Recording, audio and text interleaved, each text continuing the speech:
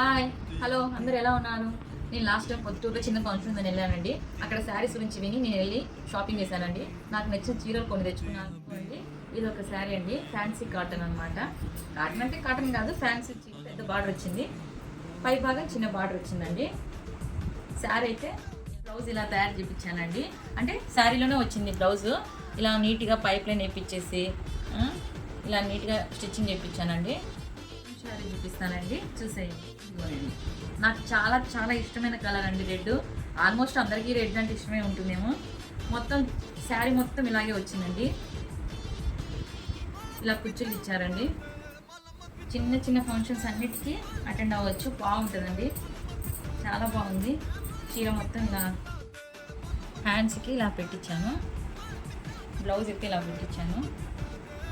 చాలా అంటే చాలా బాగుందండి. నెక్స్ట్ వీడియోలో వీటిని కట్టుకొని మీకు చూపిస్తానండి. బాయ్ అండి.